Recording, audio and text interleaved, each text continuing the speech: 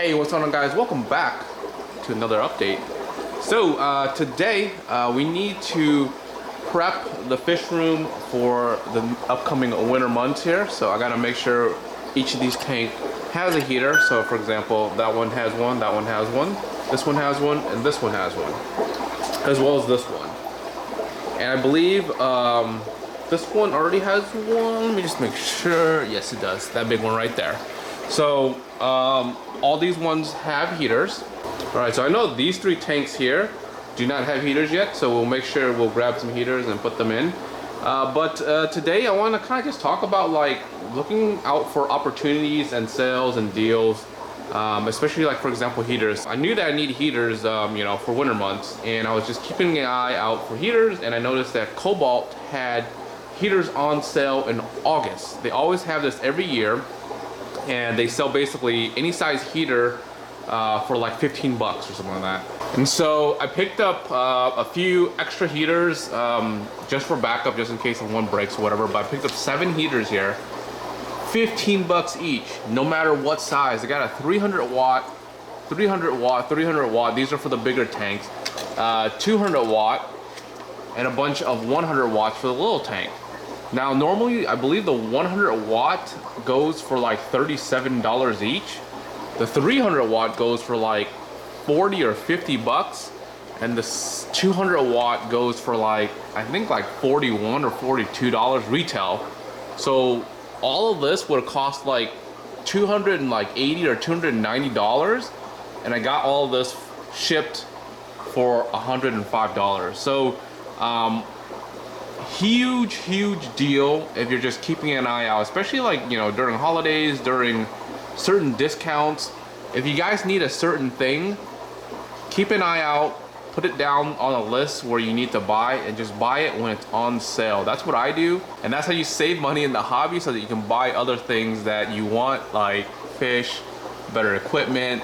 So yeah, that's just a good tip for anyone that's shopping. Like, you know, if you know you need things like in advance, put it on a list, wait for a deal. That's what I do. And especially if it's a big ticket item, like, you know, 7 heaters for $300, you know, that's a lot of money, right, on just heaters. I'd rather spend as little as possible on heaters while I can save that extra, you know, almost $200 and spend it somewhere else.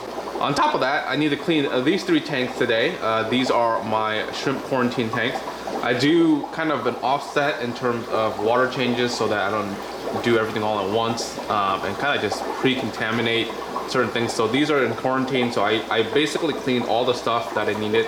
I was in quarantine already. I do have, like, you know, separate hoses and stuff for that, but it's just more of like, you know, you're dipping your hands in this, and even if you wash it, it could still be on your arms or whatever. So I kind of just like put all like the quarantine stuff like on one day, all like the clean tanks on another day. So today though, I need to clean these 3 tanks, and just to make sure that they get clean, healthy water. It's been, what is it, almost a little over a month and a half since I've had these guys,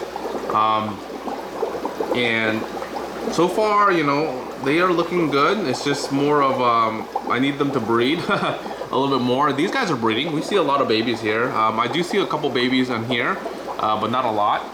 The red ones though, they are starting to spawn like crazy, along with the snails in here. The yellow ones, they are starting to take off as well here. I see a lot of babies in here. But the blues, we need the blues to kind of catch up here. So we'll kind of let them do this thing. But let me go ahead and clean these 3 tanks because we need them clean. All right, 2 down, 1 more to go. Just a quick tip here for shrimps. Make sure you check the bucket before you dump it, because you might have a little fry or little baby shrimps in here. I always like to put a net over the hose or whatever when I'm siphoning out the water, just to catch any babies. But I always double check in here just to make sure that there's no little shrimplet running around in here, because then yeah, that would be kind of sad that if you are just starting a new colony and you have a bunch of babies, but then you just end up siphoning all your babies out every time you do a water change, and yeah, the colony will never grow. So that's just a good tip for you guys.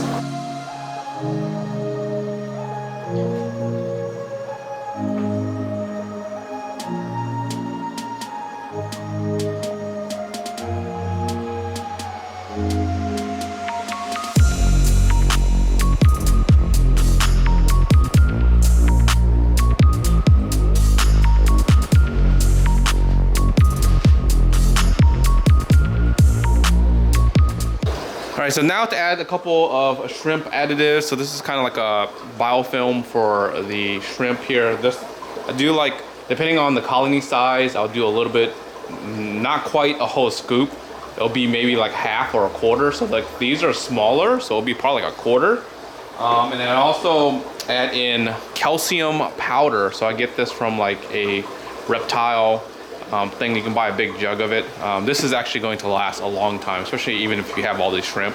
You don't need that much. So these guys will probably get maybe a half a scoop, and that might get, yeah, maybe a half a scoop or something like that, or maybe a little bit less, like a fourth or something like that.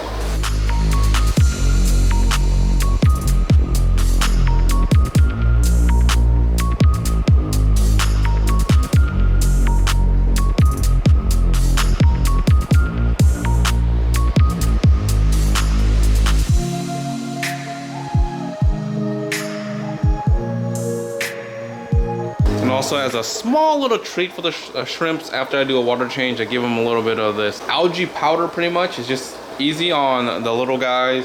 If there's babies in here, they'll grab them pretty easily, so they can eat it.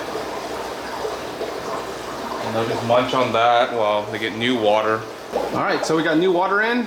Obviously, it's dirty. All right, we got new water in, and it stirred up a bunch of dirt from the floor on all the tanks, but we'll give it a few hours and it'll settle in. Also, quickly, I want to head inside here and show you guys the Apex Fusion values for the reef tank and how it's been looking so far. So let's go ahead and head over to that. All right, so we're over here on the Apex Fusion here. So let's go ahead and take a look at the salinity.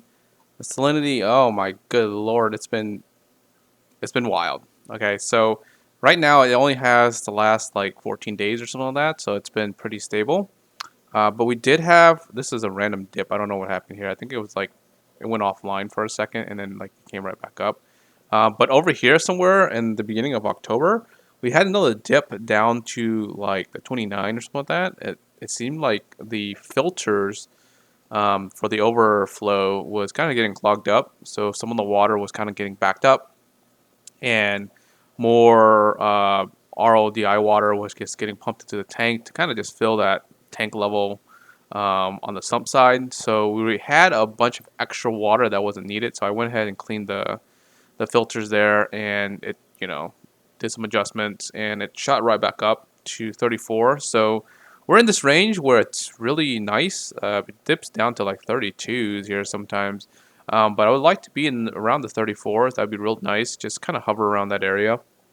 So hopefully we'll consistently just be in that area versus kind of dipping all the way down to like 32, 30s or whatever.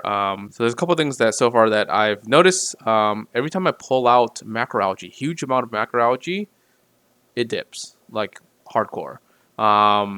Anytime like we have backup or dirty filters, more water gets entered into the system, it dips. Obviously, all that affects salinity and all that stuff. So it's just something that I need to be a little bit more aware of. So that's that. The other parameters have been looking pretty good. This is after a water change, so this always happens. You turn it off, you do a water change, it just tanks, and then like it shoots right back up in a couple days. But the numbers here, solid. It's been reading very nicely. pH has just been swinging, doing its thing. It had some really weird and off peaks here. This is when I dose. Every time I dose, it just shoots up. I always dose like on Sunday or something like that, so it'll shoot up and it'll come back down, and it'll just kind of just chill there. Temperature has been actually looking solid. So I don't run a heater on the tank during the summer months. It just gets up to 82. But because it's been a lot cooler recently, it's been dipping down to the range where, you know, most reef tanks should be at, like 78. So this is like the range that I would love it to be at. I think in the next couple weeks here, it'll probably hover around high 80s.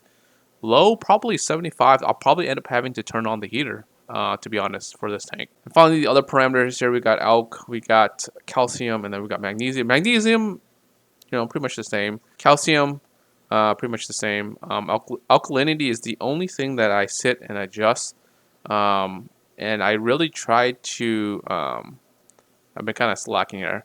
I tried to do a data point every day, um, and we had lows here because I forgot to dose that week. So like this week here, it was already low. It was kind of going on the decline. I forgot to dose. So normally I dose once a week to bring the levels back up. And so since I forgot to dose, I dosed on Monday here. It came right back up to these 8 levels. Pretty good here, and hopefully it'll stay at the 8. It'll probably gradually go down here, so I'll have to redose on Sunday again to bring the levels, or just keep the levels steady. So this is my fault here.